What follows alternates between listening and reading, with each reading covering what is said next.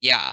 So in this question, you have like a bus that takes 2 minutes to drive from one stop to the next, and then they wait like 1 minute at each stop to let passengers board.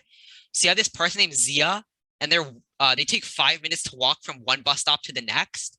Um, and as Zia reaches a bus stop, if the bus is at the previous stop or has already left the previous stop, then she'll wait for the bus.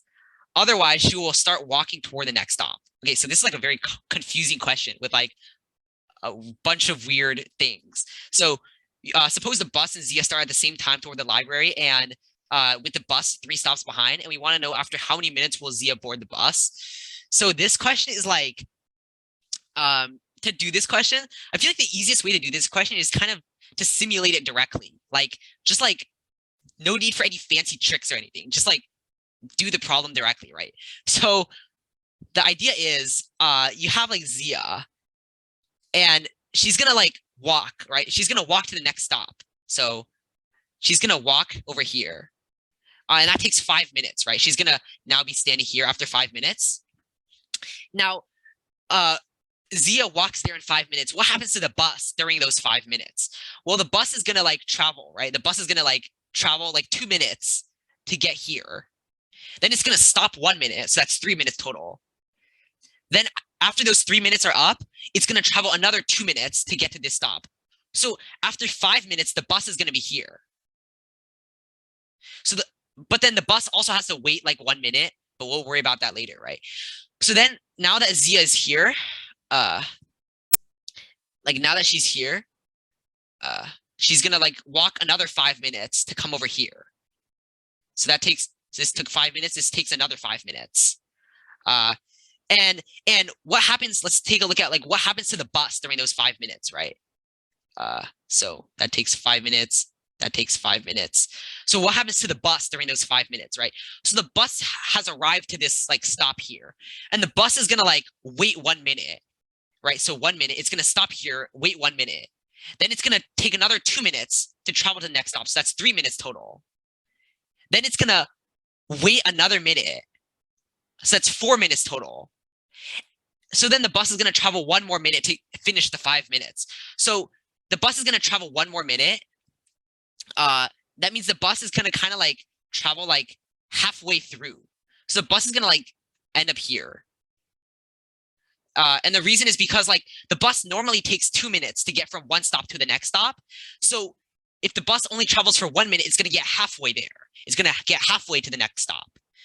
And then so now after another 5 minutes, Zia is gonna like come over here after another 5 minutes.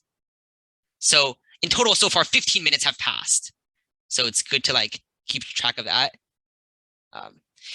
And now that the bus is here, let's see what happens to the bus during those 5 minutes, right? So it takes 1 minute to reach the next stop to finish its like traveling process.